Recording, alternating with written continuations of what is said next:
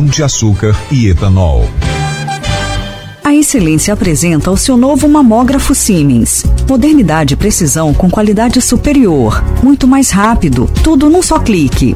E o melhor, com pressão personalizada para o conforto de cada mulher. Excelência diagnóstico por imagem. Tecnologia que muda o seu futuro. Ressonância magnética, ultrassonografia, ecocardiograma, desintometria, tilt test, biópsias e punções. Agende seu exame 3026 4040. Consulte lista de convênios.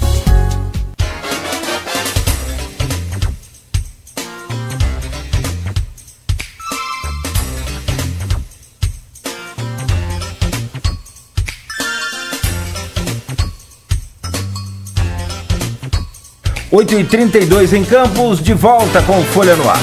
Ao vivo aqui pela Folha FM 98,3. Ao vivo também lá em nossas redes sociais. Aliás, muita interatividade que não é tão comum. Você sabe que essa coisa de aplicativo de rede social depende muito de região, de país. Os grandes centros usam muito o YouTube, porque o YouTube, ele é assim, ele é montado para vídeo, ele é feito para vídeo longo, vídeo curto. Tem até os shorts agora do YouTube, né? Quer dizer, curtos. Mas assim, o TikTok é mais curto ainda, o Instagram agora, né, o Facebook já tem outro perfil. E aqui na região, interessantemente, hoje tem uma interatividade bem legal, bem interessante, grande aqui no YouTube, com a sua presença, Marilene. Aí dá um bom dia para os telespectadores da Folha aí no YouTube, para os ouvintes da Folha. Foi o ouvinte Sérgio, né, que disse seu Sérgio. Seu Sérgio me reconheceu pela voz. Bom dia, seu Sérgio. Muito obrigada aí pela audiência. Bom, e no grupo de WhatsApp deste programa tem a pergunta da professora Arlete Sendra, professora, escritora, enfim, né? Dramaturga. Você falava que Campos tem muitos talentos, ela é um... Campos é um celeiro de talentos. Nossa. Com 90 anos, continua em plena produção criativa, um exemplo para todos nós. Que entrevista que ela nos deu. Eu ia falar, aliás, a entrevista que ela deu, que fantástica. Uma lucidez invejável. Fabulosa. Quem dera eu chegar aos 60 com aquela lucidez. Né? Já não dou lúcido desde os 40. Uma boa pessoa para eu conversar nesse tempo, né? Para conhecer e abrir a minha mente. Olha a pergunta dela. O tempo, a história nos remetem à pedagogia da violência e tornou-se cultural. E aí ela coloca entre aspas uma interrogação, porque ela não está afirmando, pode ser que seja uma dúvida. Então, repetindo, e tornou-se cultural a visão da mulher objeto. A imprensa pós-moderna, em manchetes diárias, denuncia. Entretanto, as reincidências provam e comprovam que as leis não conseguem coibir as violências que as sucedem. Coloco-me. As reincidências comprovam a fragilidade das leis? Pergunto, está sendo aplicado o princípio latino ipsis literis? Ou seja, assim está escrito? Obrigada, Arlete, pela sua pergunta. De fato, a gente vê, né, essa violência estruturada no nosso meio. E eu acho que ela deve estar perguntando no contexto principalmente da violência doméstica. Acredito eu. Eu também peguei esse acredito caso, assim, que sim. Aquela coisa de proteger, principalmente na pós-denúncia, para poder a mulher se incentivar a denunciar, que é um grande problema, né? Tá, que a mulher tem medo de fazer essa... Sim, então eu vou fazer um apanhado só para introduzir a pergunta e aí depois eu dou a resposta que eu acho adequada. A Lei 11.340, que é conhecida como a Lei Maria da Penha, e me perdoe, Arlete, se você não estiver falando desse contexto, tá? Mas eu vou utilizar ele como exemplo. Ele é considerado, uma lei considerada, é uma lei jovem, né? Ela tem, né, vai ganhar maioridade ainda. Não tem, vai completar seus 18 anos. Então, é uma lei que nós chamamos no direito de lei afirmativa. O que significa dizer que é uma lei que vem justamente para diminuir essas desigualdades. Muitas pessoas perguntam assim, mas a lei é só para as mulheres, né?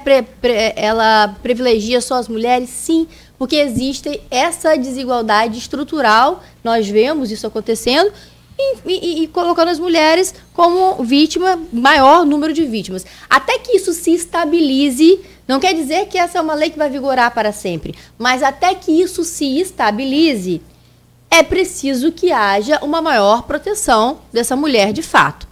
E aí ela vai perguntar, isso está sendo aplicado na prática? Por que ainda há tanta reincidência? Não é isso que ela está perguntando? Sim. Então, existe um processo entre a implementação da lei, que é uma norma que é, né, editada ali pelo Congresso, aplicada, até que essa lei se torne culturalmente, né, introduzida na sociedade, existe esse trabalho. E aí, Cláudio, eu vou te dizer, esse é o verdadeiro trabalho. É você conscientizar as pessoas do que prega a lei. O que seria esperado é que essa lei fosse aplicada imediatamente, as pessoas recebessem e respeitassem. Mas, infelizmente, não é assim que as coisas acontecem. Então, haverá um tempo. E como é que nós podemos fazer para que, no caso como esse, não haja reincidência? Primeiro, fortalecendo os equipamentos, né? Então, hoje você tem o fortalecimento de DEANs, você tem outros equipamentos que ajudam a estruturar essa mulher pós-denúncia, que eu acho que é, né, complementando aquilo que você falou. A parte educacional, que é o que eu sempre falei quando estava à frente da DEAN, ela é muito importante, Cláudio. Por quê? A parte a Polícia Civil, notadamente, ela não tem só o papel de prender o agressor e libertar aquela vítima daquele ciclo de violência. Ela tem um papel fundamental de instruir e educar as mulheres, né, para que elas se incentivem e para que outras mulheres, porque o que nós vemos é que, através dos estudos, que os abusadores, os agressores, eles tendem a afastar essa mulher das bases de segurança dela. Essa mulher se vê sozinha, ela se vê longe da família, ela se vê longe da mãe, da amiga. Então essas pessoas precisam apoiar essas mulheres. E mais, digo mais, além do fortalecimento dos equipamentos, nós temos que fortalecer principalmente a educação. Hoje já é lei, mas essa lei talvez não esteja sendo bem aplicada, que é o caso de trazer, por exemplo, a violência doméstica, o estudo da violência doméstica para as escolas. Isso precisa, inclusive há um compromisso do Brasil, está sendo cobrado esse compromisso do Brasil, de forma geral, não estou falando nem em campus, que precisa fazer parte da grade curricular a questão da Maria da Penha. Isso tem que vir de berço. Sabe por quê? Porque o menino que vai agredir a menina no futuro, ele é o filho que foi agredido. Então, ele viu essa violência dentro de casa e provavelmente ele vai replicar. Então, para que isso aconteça, existe um tempo de maturação, nós estamos avançando, mas ainda temos muito o que fazer. E nesse contexto, nessa resposta, você pode aplicar a todas as outras questões criminais também de reincidência. Você estava lembrando, no Brasil tem a figura da lei que não pega, né? É engraçado isso. Mas existe muita lei para tudo também. Que não deveria. A gente tem um excesso de leis, coisas que não deveriam ser tratadas do ponto de vista criminal, que acabam sendo tratadas e você enfraquece todo o sistema de justiça. Aliás, a nossa Constituição, uma das críticas é essa, muito ampla, e traz políticas públicas no seu texto, né? Que isso não é para fazer, exatamente. Não seria o papel dela. Né? Na verdade, ela traz um pouco de preâmbulo ali para nortear, mas não deve tratar mas, assim, a política pública ali. Eu sempre falo isso aqui, refuto de uma das melhores constituições do mundo, né? E de vanguarda em muitos pontos. Mas, Madeleine, eu queria fazer a pergunta aqui do Renato Carvalho de Oliveira, que ele fez no streaming do programa. Eu vou repeti-lo aqui para você. Madeleine, hoje em dia não se governa sem uma colisão com a Câmara de Vereadores. A senhora vem de um setor onde não existe acordo, troca ou conversa. Não cumpriu, é lei, é cana, que está falando. Não é que minha vida na polícia, né? Ah, tá. A senhora vem de um setor, né? Ele está falando aqui. Sim. Como a senhora pretende lidar com essa nova realidade na política do toma lá da cá? Me ajuda que eu te ajudo, né? Essa questão. Nós vimos o Witzel, que veio depois do judiciário, chegou muito ferrenho com relação a acordos e acabou caindo. Né? Acho que está trazendo essa relação de como a senhora lidaria com essa parte da política que não é tão boa. Eu vou falar uma frase, que é uma frase que me inspira, que eu passei 16 anos prendendo. Agora, a partir daqui, eu me coloco na política para libertar um povo, para libertar as pessoas. Passou Passou o tempo, né? Eu tenho que entender que o que me trouxe até aqui não vai me levar a colar. E a polícia tem um regramento, né, diferente. A política vai ter que me trazer, né, novas habilidades. Eu já trago as minhas habilidades e competências na minha bagagem e essa política. E política, gente, vamos lá. Política é ouvir as pessoas, né, fazer contrabalanço. Não se pode governar absolutamente só com aquilo que você pensa. E, obviamente, que política é composição, sim, de ideais, principalmente para quê? Aí que é a questão. Para o bem do povo, não para o seu próprio bem. O político, ele é um servidor público, assim como qualquer outro. E o interesse maior, o fim maior do político sempre tem que ser servir ao público. Servir a quem lhe deu, né, o direito através do voto. Se você pensar assim, que as suas composições sempre deverão favorecer o povo, não há dificuldade nenhuma. A dificuldade é quando essas composições têm objetivos escusos. E nós não estamos falando disso. Nós estamos falando em composições que vão trazer um melhor resultado prático para a vida da população. E aí eu repito a frase que eu venho com, me coloco na política justamente com essa missão. Eu tenho essa missão no meu coração, que é de libertar um povo que está há mais de 30 anos sem perspectiva, sem esperança, sem acreditar que é possível tornar uma campus melhor. Edilene, esse bloco está... A pergunta do Renato que o Edmundo fez já entrou nessa questão da relação com a Câmara, que está nesse bloco, né? Mas a gente tivemos 3 pesquisas, porque pesquisa, eu particularmente, eu só analiso pesquisa com acesso à íntegra, porque você pode pegar um dado aqui, um dado acolá e enfim, e não ser o todo, né? E você é muito bom nisso. Obrigado. Mas a primeira pesquisa registrada, que mudou a legislação também, antes você podia fazer pesquisa sem registro, até as convenções, e eu acho que está certo, retroagiu ao início do ano eleitoral, foi uma Prefab Futuri, registrada no TSE, e eu disse que várias vezes a Prefab Futuri fez uma pesquisa em agosto, em que ela mudou, ela alterou o... Questionamento. Não, o percentual do IBGE. Ela alterou. Ela aumentou, o evangélico aumentou 0 a 2 salários mínimos, em relação ao que o IBGE aponta para campus. Que, em tese, seria eleitor mais garotista. Nessa, não. Ela seguiu o IBGE ao pé da letra. É metodologia, nós temos que conferir. E foi a primeira, além de ser a primeira registrada, a primeira... Eu vi algumas não registradas, mas não posso comentar, também já com o seu nome, você também deve ter visto. Sim. Mas essa a gente pode falar, né? Que deu aqui na consulta induzida, com a apresentação do nome dos candidatos, Vladimir 53,7, intenção de voto, Carla Machado 18,7, você 6,8, Tiago Rangel 2,5, Alexandre Buchaú 0,6, professor Jefferson Azevedo 0,6, Magal 0,5, não sabe, indeciso 10,1, branco nulo 6,5. Aí você tirando esses, não sabe, como você até citou, que foi muita gente que não votou, é fato, na eleição passada, Sim.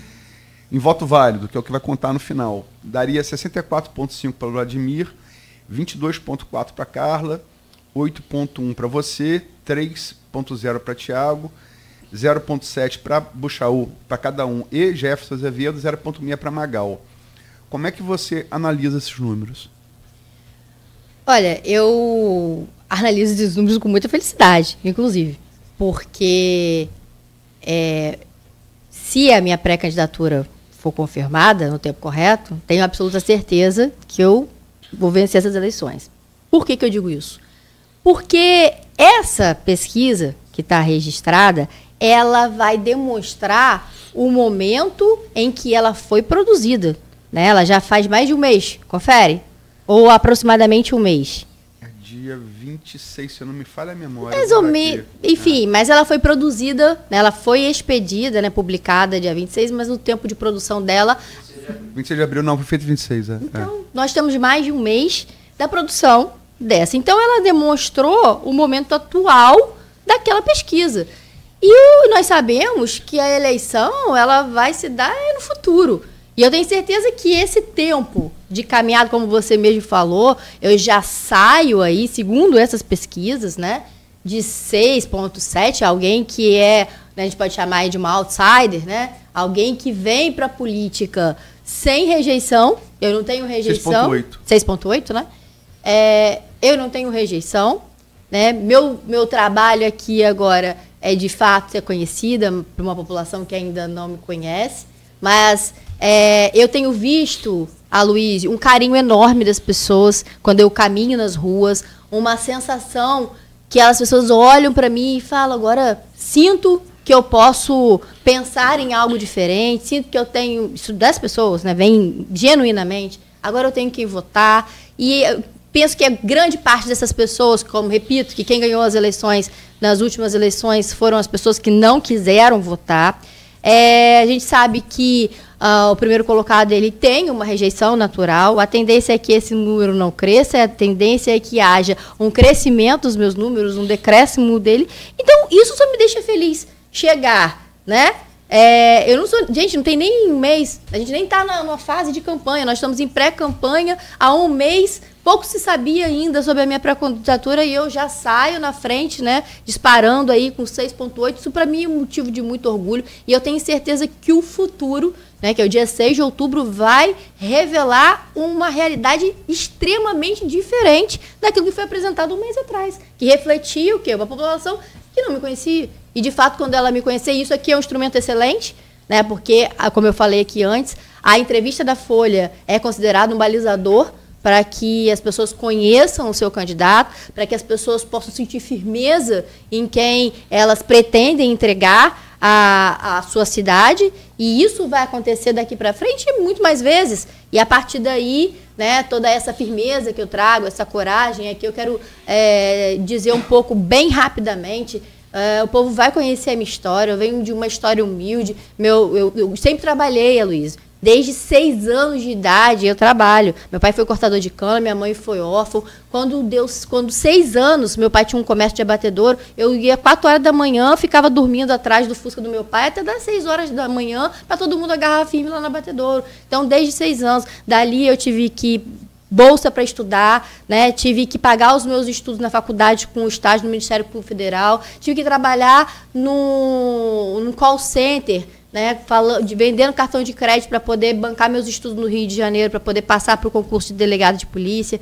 Passei no concurso de delegado de polícia no meu primeiro concurso aos 26 anos. Nunca até então tive um carro, nunca andei de motorista, sempre tive que andar de ônibus, assim como as pessoas de Campos andam. Nunca tive plano de saúde antes de ser delegada de polícia. Ou seja, eu venho de uma realidade de superação, porque as pessoas hoje olham para a minha realidade, delegada de polícia. Nossa, a minha história ela vem de um trabalho desde 6 anos de idade. Eu nunca tive outra chance de crescer na vida senão através do estudo. Então, eu sei a importância que isso tem, eu sei a importância que o povo precisa ter de oportunidades para sair desse estado de miserabilidade financeira, mas não só disso, de uma miserabilidade eleitoreira também, de ficar à mercê, né, ali de um cargo ou outro da prefeitura. As pessoas querem oportunidade, as pessoas querem dignidade, qualidade de vida. E é para isso que eu me levantei, para isso que eu saio, né, dessa minha posição de delegada de polícia, para me apresentar como pré-candidata e me colocar à disposição do povo, como eu vou repetir aqui, 16 anos prendendo. Está na hora agora de eu assumir o meu chamado de libertar esse povo. Edmundo falou, a pergunta do Renato, dessa correlação com a Câmara Municipal. E a gente sabe, basta ver o próprio governo Vladimir, para ver o quanto dificuldades ele passou por talvez uma má gestão, sobretudo no primeiro biênio da relação com a Câmara. Pesquisa para... eu como faço isso há muito tempo, pesquisa para eleição proporcional é impossível, assim, individualmente, você deve dizer... Difícil estabelecer. São muitos fatores envolvidos, eleitoral, né? O garotinho foi mais votado em 82 vereador e não foi porque o PT não foi elegendo. Sim. Antônio Carlos Rangel nessa foi o 5º mais votado e não está na Câmara. Zé Maria. Perdão, Zé Maria. Antônio Carlos foi vereador, irmão dele antes dele. É irmão dele. Tá dentro. Perdão. Obrigado aí, Nogueira. Mas, enfim, tem uma pesquisa Iguape, foi feita em julho, pelo seu grupo político, que está muito distante, né? Foi em julho do ano passado. Mas ela, assim, apontou quem são os mais citados a vereador. Logicamente que os nomes importam menos. O que chamou a atenção é que dos 25 mais citados, porque são 25 cadeiras, né? 18 eram ligados ao governo. Então, não vale individualmente, mas pode valer enquanto distribuição de força nas bancadas. Como é que você analisa a nominata de vocês e que importância você acha que essa relação tem para qualquer prefeito que seja eleito em 6 de outubro? Claro que é importante.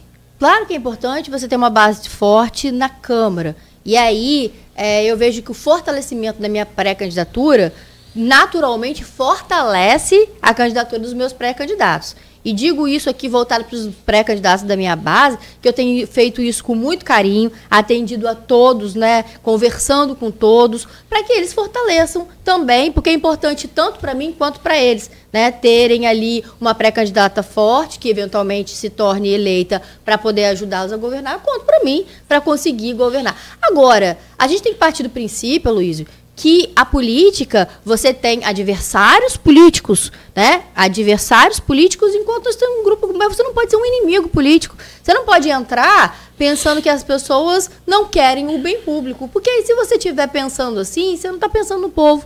Você está pensando em quê? Nos seus próprios interesses privados.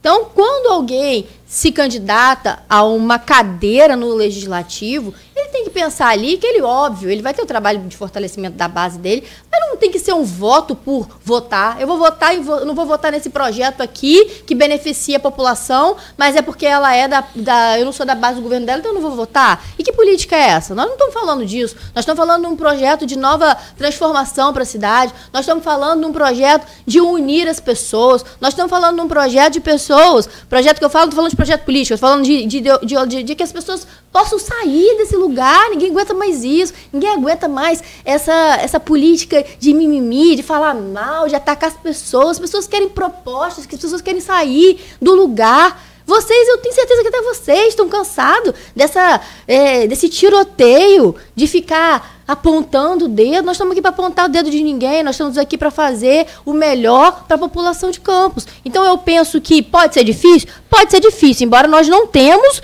como baliza uma pesquisa. A gente não pode pensar, a eleição vai ser no dia 6 de outubro. Com maioria ou com minoria, você vai ter que apresentar propostas e saber conversar com as pessoas. Isso, para mim, é determinante num político que pretende governar para todos. Isso é o mínimo, saber conversar e dialogar. Você seria capaz de projetar bancada? Assim, o quanto vocês esperam fazer, o seu grupo político espera fazer de bancada? E outra pergunta, o Osiel vai ser seu vice? Bom, então, bancada, não tenho essa capacidade de te dizer nesse momento, né? Como eu te falei, são perspectivas, isso é muito variante. Mas uma meta, você falou em meta, há uma meta do grupo? Há uma meta estabelecida, porque existe, nós estamos, né, coligados com o PSD e com o União Brasil, mas aí eu acho que é o União Brasil que pode responder, né? Eu acho que eu vou responder para mim como candidata, qual é a minha importância no grupo, que é elevar esse grupo. Inclusive, eu percebo que a bancada feminina do meu grupo está muito feliz, porque nós vimos muitas vezes que essas candidaturas, pré-candidaturas, eram pré-candidaturas de fachada para preencher o número, e elas estão se sentindo importantes, reconhecendo que o lugar delas está estabelecido. Isso é muito importante para a representatividade feminina, muito. Saber que tem alguém ali que está vibrando, lutando para que, de fato, isso aconteça. E, desculpa a pergunta seguinte que eu... Se o Osiel vai ser seu vice. Ah, o Osiel vai ser meu vice. Então, o Osiel, ele é um homem de muita seriedade naquilo que ele faz, é um homem reconhecido na Baixada, né, trabalha há muitos anos, líder lá há muitos anos. Há, de fato, né, esse treinamento, há essa conversa e há um direcionamento de que, de fato, ele será meu vice, sim. Mas isso, certeza, a gente vai ter só nas convenções, né? Certeza nós não temos de nada. E tanta coisa que eu já ouvi aqui, até dos outros pré-candidatos. Não vou nem citar nomes, mas eu já ouvi tanta coisa que é difícil a gente ter certeza na política. Porque, voltando de novo à pesquisa pré-FAB, você tem duas coisas, né? Uma eleição em um turno só, o que importa é a intenção de voto, acabou. Mas votado, chega lá. Numa eleição que pode ir a 2 turnos, a rejeição é o principal fator do segundo turno, porque ela fixa o teto de crescimento. Sim. Dali você não passa. E você apareceu com a segunda menor rejeição, 2,7. Abaixo de você só o professor Jefferson com 0,7. Aí, para citar os demais, Magal, 19,7, ex-vereador, Vladimir, 9,4, Carla, 8,2, Thiago Rangel, 6,3, Alexandre Buchaú, 5,3, Clodomir Crespo, 2,9, né? A sua segunda menor rejeição. Você acha que isso mostra um cenário amplo a ser explorado? Absolutamente determinante. Absolutamente determinante. Porque a rejeição, como você falou, não ter rejeição é um dos principais fatores, né, num eventual segundo turno. E, como eu te falei, essa pesquisa pré-FAB, ela está praticamente projetando o passado. Daqui para frente é outra história. Daqui para frente, até as eleições, outra história. E o que eu tenho visto nas ruas é que a próxima pesquisa vai ser muito diferente dessa. E eu tenho convicção disso. E eu ouso dizer, né? Ouso dizer não, todo mundo diz. Eu só vou repetir. Segundo turno é outra história. Você sabe muito bem disso. Sim. Segundo turno é outra eleição. A minha meta agora é vencer. Primeiro turno. Segundo turno, a Deus pertence. Você tem como meta chegar em primeiro no primeiro turno? Eu tenho como meta vencer. Eu falo para as pessoas, né, que ficam trazendo números, eu não me preocupo com os números porque não me cabe me preocupar com os números. Eu só foco numa coisa. Eu acordo todos os dias com uma missão, que é ser, eu estou como pré-candidata, sempre aqui repetir, né? Sou pré-candidata nesse momento, mas é óbvio que todo pré-candidato tem uma missão, vencer as eleições. Números, pesquisas são para os pragmáticos. Eu sou uma pessoa de visão. E eu estou falando isso na verdade, não estou aqui, eu não me preocupo nem um pouco. Eu faço todos os dias aquilo que eu preciso fazer, né? Acordo todo dia às 5 horas da manhã, quem me segue aí nas redes sociais, do meu primeiro minuto até o final, seja a minha crença em Deus, né, seja aquilo que eu preciso fazer para conhecer, aprimorar minhas habilidades, é com um foco de que eu vou vencer, e não importa se for de primeiro turno, que seja. Então, os números não me cabem. Me cabem fazer o meu resultado dia a dia. E aí, amigo, eleição, vocês muito bem sabem, que basta um fenômeno, né, extraordinário para acontecer que tudo pode mudar. O jogo está aberto e eu estou na corrida. Uma coisa que a gente tem, assim, diferencia, isso não é só no Brasil, isso é no mundo todo. Onde tem reeleição, instituto da reeleição. Quando você tem reeleição e o incumbente é candidato à reeleição, se há aprovação de governo, né, ele tende a se reeleger. Né? Sim. Se não há aprovação do governo, ele tende a não se reeleger e às vezes de maneira brusca, né? Como foi o caso de Rafael, por exemplo. Essa pesquisa, e aí eu falo não só dessa, como as outras 3 de 2023, todas elas colocam a aprovação de Vladimir em 70% para cima. Ali, cada 70%, né? Todas elas. Não é segredo que o desafio da oposição, porque Vladimir, embora tenha a segunda rejeição, ela é baixa para o incumbente, ela é 9%, ela é menos de 2 dígitos. Seria aumentar essa rejeição. Né? Isso fala abertamente. Como você pensa na sua campanha, em poder se você concorda que é isso, e como você pensa, se você concorda em fazer isso? Essa questão aí da aprovação dele tem que ser analisada num contexto. A aprovação do atual governo, ela vem em decorrência do seu governo anterior, que foi muito ruim, de Rafael Diniz. A leitura é muito clara. O povo não acha que ele é um bom gestor. O povo acha que o governo anterior foi muito ruim, pela incompetência, pelas escolhas erradas. E a partir disso, o povo olha, bom, aqui, pelo menos, se pagou, e aí considerar que na época de Rafael, a gente não tinha folha, que nós tínhamos os recursos, né, de entrada que nós temos agora. E o que me parece, na realidade, conversando com o povo, é que o povo já entendeu que a cidade está maquiada. Nós já entenderam, né, que as grandes obras, como foi falado aqui, foi feito com recursos do governo do estado. Já entenderam que... Deixa eu só fechar só essa frase. Já entenderam que hoje a maioria das obras estruturais, asfalto sobre asfalto. Então... É sobre isso que eu queria falar. Pois não. Porque isso é falado também, por gente da oposição, sim, muito antes, né?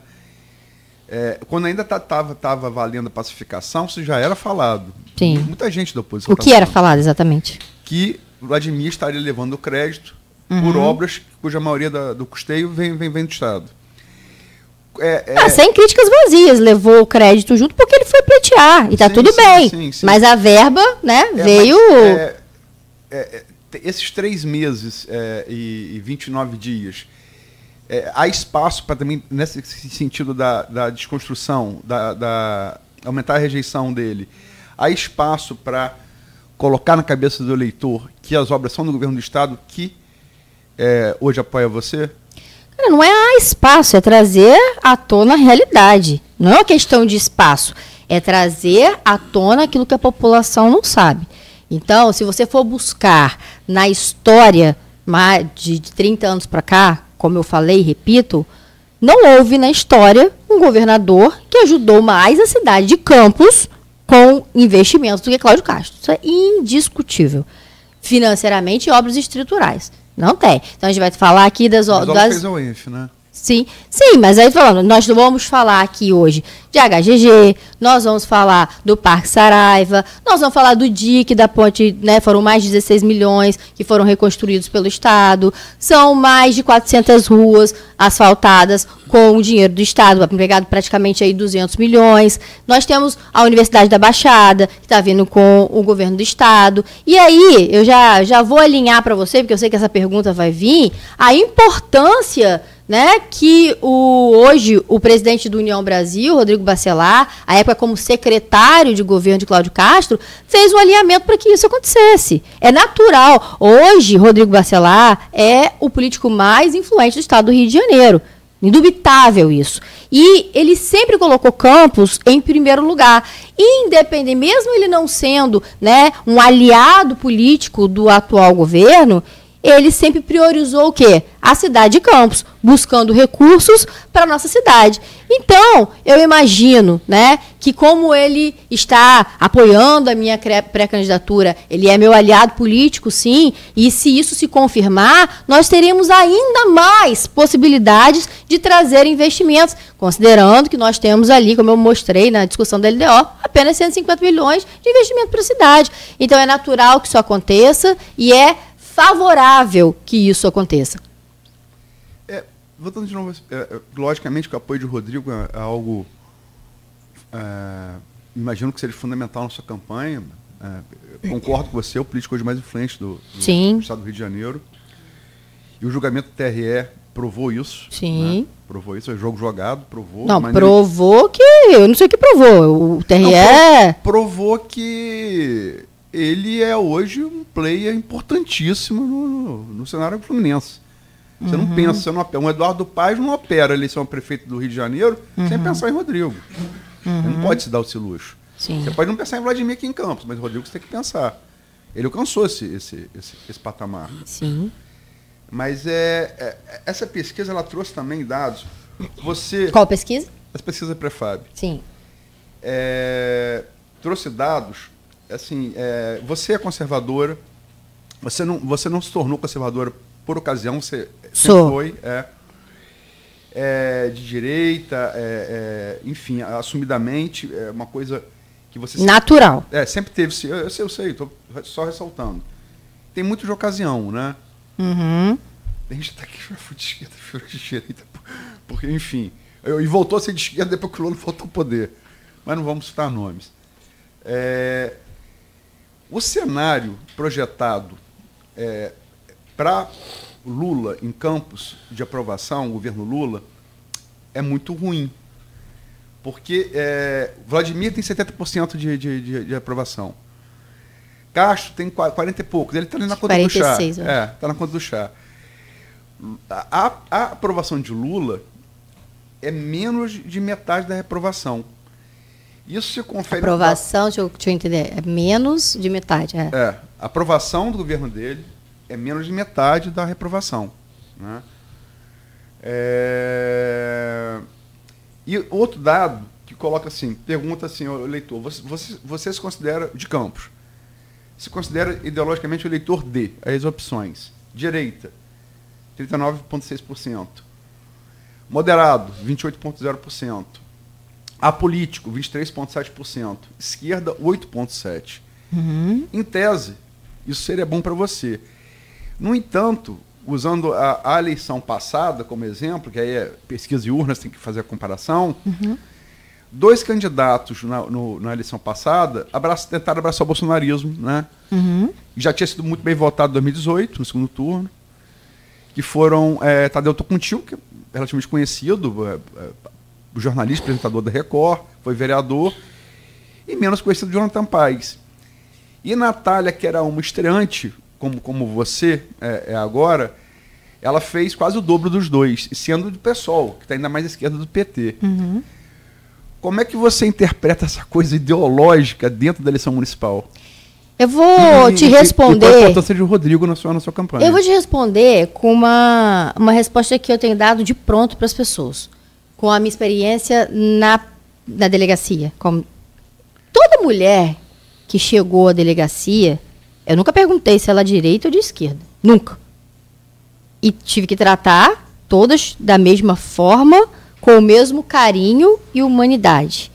Eu acho que um gestor municipal, Cláudio, apesar, obviamente, eu sou uma pessoa de direita, né? Já me liei, né? Esse é um histórico que não é discutível. Mas daí, vamos pensar se isso faz muito sentido numa eleição municipal. Essa pergunta. Faz sentido isso? Você acha que faz sentido isso? Você ficar pensando em ideologias quando você tem que atender toda uma população? Você tem que minimizar as desigualdades sociais? Você tem que gerir a coisa pública pensando na diversidade? Você tem que gerir a coisa pública pensando em conversar? E aí, eu já vou te responder por que faz todo sentido eu ser a pré-candidata do União Brasil. Porque o meu partido, União Brasil, cujo diretor, o presidente é Rodrigo Bacelar, que inclusive ele é a personificação adequada do que é ser União Brasil. União Brasil é ser alguém que pode ter naturalmente a sua ideologia política, mas é alguém que sabe conversar com as pessoas, abrir a mente e saber ouvir e compor. Essa é a ideologia, esse é o modo União de governar. Então, perguntar sobre o apoio dele, perguntar sobre a minha escolha faz todo sentido. Eu sou uma pessoa de direita, o que não significa dizer, né, pessoas que se ligaram ao bolsonarismo. Não quer dizer isso. Ser de direita hoje não pode se resumir a ser Bolsonaro. Então, eu sou uma pessoa de direita, ok, mas eu vou governar para todos, e para isso você precisa ter sensibilidade de conversar com todo mundo, abrir as portas para todo mundo. Rodrigo faz isso muito bem, né? As pessoas... Eu tive no evento do União Brasil, que foi inclusive o lançamento da minha pré-candidatura, em que você tinha políticos de âmbito nacional de extrema direita e extrema esquerda, sentados lado a lado no mesmo palco. Se isso não é fazer uma política de excelência onde as pessoas podem conversar e não digladiar e não se odiar, que foi algo que nós vimos acontecer, pessoas se odiando, né?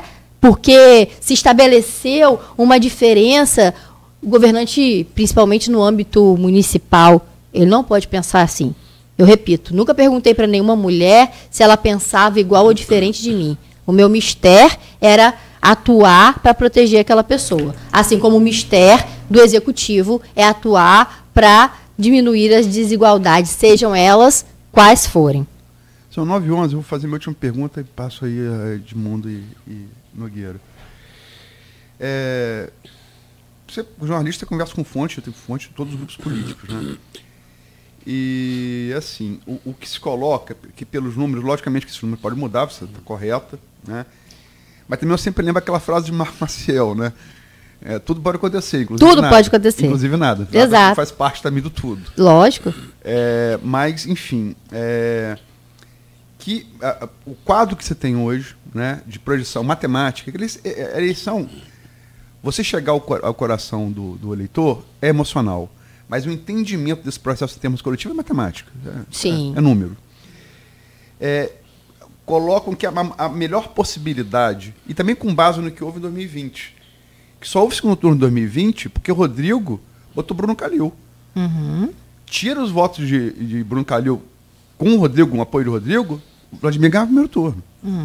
Isso é um fato concreto também. Estratégias. É lógico. Então, você, para ter segundo turno, você tem que ter como prova 2020, a não ser que você tenha um caso muito polarizado, tipo Lula e Bolsonaro, que os dois quase batem 40 no 2, né? E é personificado, né? Aí é bem personificado entre eles. E uma briga de rejeições ali. Sim. Né? Mas, enfim... Que é determinante. Ali é quem tem menos rejeição, que confirma o que você disse no eventual segundo turno. Não, segundo turno, o que mais importa é a rejeição. Sim. Mas, enfim... O cenário normal, tirando a secessão aí da presidência, que a gente teve agora, é o segundo turno sendo o quê? Um primeiro, que faz ali 40, sei lá, 30 e tal. Você tem um segundo, que faz ali 20 e tal. E um terceiro, que foi no caso de Bruno Calil, faz 2 dígitos também. Você tem que ter... Quando não está muito polarizado, você tem que ter 3 com 2 dígitos, né? Uhum. E sem contar também que Natália e Rafael somados... O quarto, quinto colocado, fizeram 2 dígitos também. Isso permitiu o segundo turno lá em 2020. Uhum. E todo mundo fala no seu grupo político, e fora dele também, da importância da candidatura de Carla, nesse processo de você ter mais de um com 2 dígitos. Né? Você acha que, independente da candidatura, você acha que as chances da oposição residem muito na possibilidade de Carla ser ou não candidata? Você está falando do meu grupo? Não, em geral. Olha, a chance do segundo turno, se elas giram forma alguma. Ela vindo ou não vindo, haverá segundo turno. Não tem a menor perspectiva diferente disso. Ok? Tá, deixa eu pegar um gancho na pergunta da Luísa sobre essa questão de direito. E a gente fez 2 programas aqui com esse tema, né? O Edmundo escreveu também, lá no seu blog, o professor George Gomes Coutinho, nosso querido George Gomes, figuraço. George é amigo, pessoal. Cientista político, dos bons. Né? Depois que você conhece George, é difícil não ser amigo dele, né? Ele que pode não querer a gente como amigo dele, mas com certeza a gente quer ele como amigo da gente. Você respondeu a pergunta do Aloysio muito bem, mas eu fiquei com a impressão, e aí eu te passo, você disse que eu estou errado ou certo. Você respondeu muito essa questão de direita e esquerda como gestora. E eu quero reforçar, e a Luísa também fez a pergunta muito bem, mas eu queria reforçar no seu pensamento, e aí ficou uma coisa assim para a gente aqui nesses 2 programas, fizemos um painel aqui, nós 3, discutindo com a participação dos ouvintes, o George escreveu lá que o eleitor campista é meio que swing voters, fazendo um paralelo. Vai lá e vem cá. Fica pendulando. Uma hora vota em Dilma, outra hora vota em... É porque ele pensa na qualidade do eleitor, do pré-candidato, não necessariamente. Lembrou que na eleição de 2014... Segundo turno, se fosse Campos, seria o segundo turno de Dilma e Marina. Se Campos fosse o país, a eleição seria... Sim. Exatamente isso. Mas eu quero que você responda, então, ou se respondeu, eu não entendi, pode falar também, não tem problema nenhum. Como pré-candidato, como candidato, como política, como é que você vê essa coisa de direita, esquerda, esse pendulado eleitor em Campos? Isso vai te favorecer, já que você se identifica, tem o seu vice, que também é um empresário, é um industrial, do setor cerâmico, e vocês estão muito mais à direita do que à esquerda, aproveitando essa imagem ruim que a esquerda ficou em Campos, visto nas últimas urnas. Eu acho que tem que ficar bem claro... Ou isso não tem nada a ver quando você falou que o jogo está aberto. Sabe o que acontece? Eu tenho conversado com tantas pessoas das mais variadas ideologias. Gente, que coisa boa você poder conversar com as pessoas sem ter bloqueio, sem ter preconceito, sem achar que você é melhor do que qualquer pessoa. E sabe o que eu tenho me surpreendido positivamente? Pessoas, inclusive, de extrema esquerda, dizendo que vão votar em mim. Para mim, isso é algo muito positivo, porque todo mundo está cansado dessa história. E repito, não vou aqui dizer, eu tenho um posicionamento, sou de direita, sou conservadora, né, evangélica, né, o que me traz mais para esse lado, mas o meu lado humano, que é, como eu falei aqui desde o começo, o viés por onde sempre passaram as minhas gestões, me faz olhar as pessoas não pelo que elas pensam, mas pelo aquilo que elas precisam. E eu penso que uma eleição municipal precisa ser pautada com um olhar no povo, porque a execução do municipal ela é muito direta nas necessidades das pessoas. E aí você não pode ficar pensando nisso, você tem que trazer propostas, você tem que trazer a segurança para essas pessoas de que você está comprometido em mudar a vida delas, em trazer uma transformação. Então, assim, eu já sei que nós estamos finalizando, estou olhando o rostinho de vocês, mas eu penso que numa cidade séria não pode faltar transporte, não pode faltar saúde, né? A gente tem que governar para todos e, principalmente, a gente tem que liderar junto com o povo, ouvindo o povo nas ruas. E isso vai fazer a diferença nessa nova política de transformação, que é aquilo que eu penso para Campos. Eu tô rindo porque... Vocês estão me cortando aí. Não, pelo contrário. Não, é demais. Não, pelo contrário. Agora tá tudo tranquilo. O único problema nosso agora é Cristiano. Por quê? Que passou da hora do final do programa, ainda vamos ter problema com ele. Agora, quando for... Coitado de Cristiano. Não, para aí, não é o Cristiano Dijk, meu Cristiano Abreu. Ah, tá, mas ainda tô confortado. Cristiano Abreu, desculpa, eu falo muito. Não, então, não, mas... O Cristiano Dijk bateu na porta do banheiro, vamos embora pra trás. Não era o Cristiano no banheiro, era o irmão mais pobre. Então... O povo tem medo do Cristiano, mas ele é um rapaz educado, comportado. Não, Cristiano, mas ele quando a gente passa aqui, ele puxa a nossa orelha, meio de Nogueira. E ele, Nogueira, dando 9... Mas isso é bom, então, porque claro. O pessoal tá interagindo. Não, obrigado, pessoal que tá aí no YouTube, interagindo, sim, perguntando. E a minha preocupação, a nossa preocupação agora, quando confirmada a sua candidatura, naturalmente, lá depois das convenções, aí sim, a gente vai ter controle de tempo, que tem que ser exatamente idêntico para todos, né? Ainda vamos te perturbar mais um pouco, mas agora não, tá tranquilo. Edmundo, você quer fazer a última? Só para fechar aqui, a gente tá Por falando favor. sobre esse tema, né? Eu escrevi sobre isso, sobre essa ideia de Campos ser pendular, né?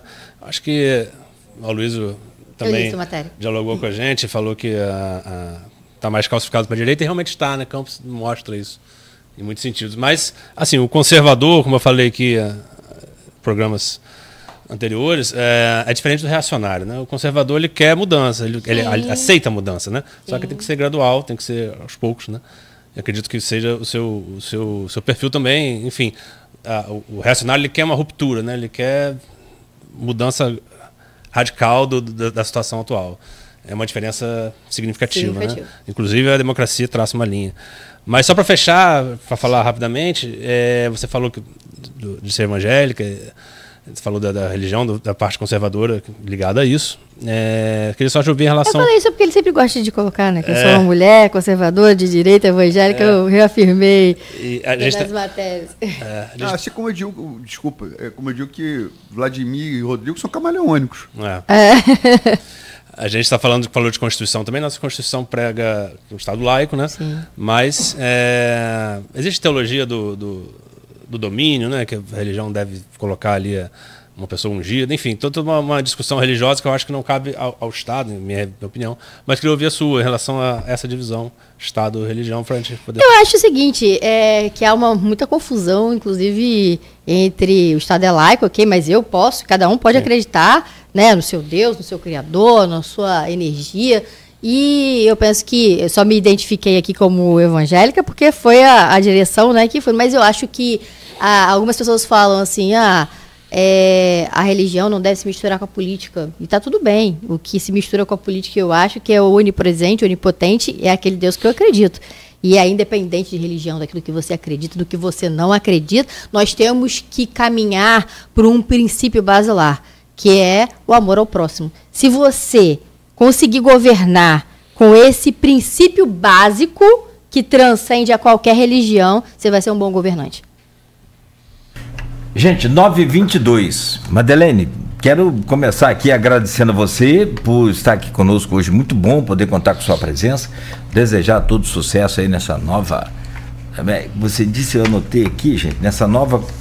Trajetória. Não, você falou outra coisa e você política de transformação? Não, nesse novo jogo que está aberto e você está na corrida. Isso aí. Então, desejar boa sorte a você nessa corrida e até breve, agora na próxima, né, Luiz, se Deus quiser, e aí sim a gente vai fazer, como sempre a gente faz, né, essa rodada de entrevista com todos os pré-candidatos, depois com todos os candidatos e, claro, desejar a você aí tudo de bom e registrar que amanhã também parte dessa entrevista vai estar no impresso. Obrigado por hoje, boa sorte. Muito obrigado, Cláudio, Beto que está aqui, a Luiz, o Edmundo. Como eu falei, a importância da Folha da Manhã para trazer todos os pré-candidatos aqui, para que as pessoas possam conhecer. É importante que várias pessoas estejam nessa corrida, para que a gente possa ter possibilidades, né? Se a gente ficar minimizando ali as polaridades, né, um aqui ou ali, a gente não cresce o embate político, a disputa política, o crescimento.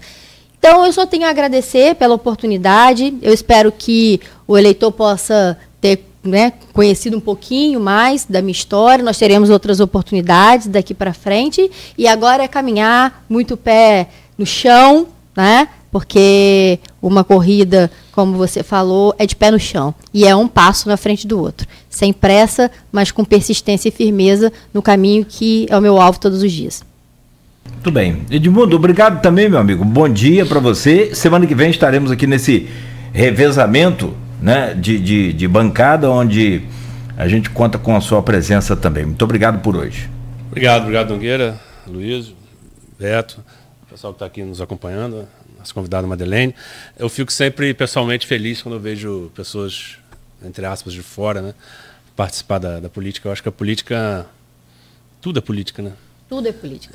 Só se transforma uma sociedade através da política. Isso que eu ia falar. A única forma, pelo menos que a gente encontrou enquanto sociedade, de transformar a sociedade de maneira coletiva, seja para o bem e para o mal, como a história nos mostrou, é a política. Então, quem se diz não se interessar por política é governado por quem se interessa. Então, vamos nos interessar cada vez mais, é nosso papel enquanto cidadão. É por isso que eu me levantei, não vou desistir dessa cidade. É como a gente ouviu a vida inteira, né? Falar assim, ó, em briga de marido e mulher não se mete colher. Opa, sim. Se mete sim. Pelo contrário, se mete colher e se for possível, o dedo lá no telefone para ligar para denúncia, exatamente. De preferência, porque aí resolve logo esse problema, principalmente dos machões aí. E no caso, diz que denúncia nesse caso aqui é o povo, né? Que tem que botar o bedelho, também escolher e falar. Isso, exato. Então, a gente tem um outro paradigma também, que eu sempre ouvi muito essa coisa. Aí se discutia isso aqui agora então vamos embora, vamos deixar a política para os políticos. Não vamos deixar a política. Política é comigo, é com você que está ouvindo, é com você que tem título de eleitor. Cidadania, é isso aí. E se respeite na hora de votar. Não respeite o político. Primeiro se respeite, a gente precisa disso. O eleitor tem que se dar o respeito na hora de votar e não fazer, né, qualquer doideira, tanto do que vai escolher lá na hora. Meu caro Aloysio, obrigado por hoje também. Bom final de semana, já que você vai descansar a partir de agora. Opa! Esse é um... É o fanfarrão. Como é que é o... 06. Tá só começando. O jornal faz sozinho, não tem inteligência artificial, ele bota lá. Valeu por essa semana, amigo. Agradecer a você, Nogueira, Beto, na técnica, Madeleine, obrigado pela entrevista. Obrigada, Luiz, pelo convite. Obrigado a você pela entrevista. Acho que serviu para, como todas as demais entrevistas, as que vão ser feitas, para que O Edmundo falou, né? Toda história tem no mínimo 2 lados. Geralmente tem muitos mais, mas 2 lados tem que ter, né? Então, para que todos os pré-candidatos falem aqui, logicamente, como o Nogueira vai estar amanhã, parte dessa entrevista, com o mesmo destaque que tiveram todas as outras, né? Na Folha da Manhã impressa, vai estar no Folha 1, vai rodar o final de semana aí em Plena TV. Compartilhem, gente, por favor, os telespectadores, aí se gostaram da entrevista, né? E, como o Nogueira falou, a gente aqui, na pré-candidatura, pode ser mais flexível. A gente faz por motivo ético, né? Uhum. Mas depois não, depois é a imposição legal. Então, a gente, como sempre fez, a gente vai fazer um sorteio, vai chamar os representantes de cada candidatura, homologado de convenção. Na frente, vamos fazer um sorteio para não dizer que a data melhor foi para fulano. Sorteio, sorteado. E aí, sim, com mais vigor de tempo, vamos refazer essas entrevistas, né? Como também, em caso do segundo turno, a mesma coisa, né? Você lembrou aí no início, a nota que eu soltei ontem, da Juliana Carneiro, que assumiu a Secretaria de Assuntos Estratégicos da Presidência da República, né? A gente falou que a direita e a esquerda, entrevistamos hoje aqui uma candidata, uma mulher de direito com a carreira brilhante na Polícia Civil, que está dando agora esse passo para a política, para o disputa do Poder Executivo, de uma cidade como Campos, que é uma cidade bastante relevante. E Juliana é uma mulher de Campos também, e de esquerda. Então, acho que o resultado, como o Madeleine falou, importa mais do que ideologia. Com certeza. Eu acho que a gente tem que dar os parabéns aí. Foi minha colega de escola, fiquei muito orgulhoso, dou os parabéns à Juliana por ascender esse cargo no governo federal. É isso, a importância da mulher na política. Sim. Muito bem, então fechamos por aqui, agradecer também ao Cristiano, ao Berenger, né? Como é que é o apelido dele? Berinjela. Não faz com ele, não. Não, sempre foi carinhoso, apelido carinhoso. Não, é porque facilita facilita no nome. Que se bolava com Berenger. Você não sabia. Porque se você for ler ali, você não consegue ler muito bem. É o que é alemão isso? É o que é? Italiano. É italiano? É chique, você imagina o meu. Difícil de trazer. Madeleine. Então, assim, mas delegada Madeleine, porque Madeleine Deichmann fica difícil, né? Mas muita gente de Dickmann, né? Por causa daquela Carolina. É Deichmann, por causa da Carolina. Porque Cristiano de Dickmann também, né? Também. Mas para facilitar, é delegada Madeleine. Vai ficar fácil. Certo, então.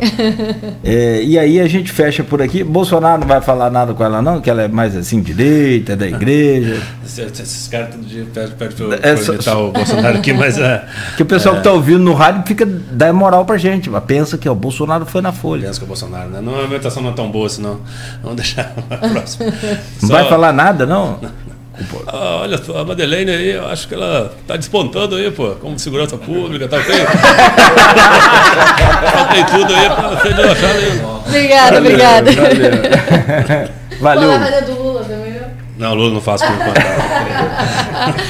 Valeu, mito. Eu ia falar, pô, mulher humana, né, que cuida das mulheres. Eu acho que o Lula ia falar isso. Companheira Madeleine. Gente, 9h30, fechamos por aqui o Folha no Ar, que volta segunda-feira. Obrigado a todos pela audiência. O oferecimento é de Proteus Unimed Campos, Laboratório Plínio Bacelar e Vacina Plínio Bacelar. Continue ligado na Folha, claro, para você ouvir o melhor da música e da informação.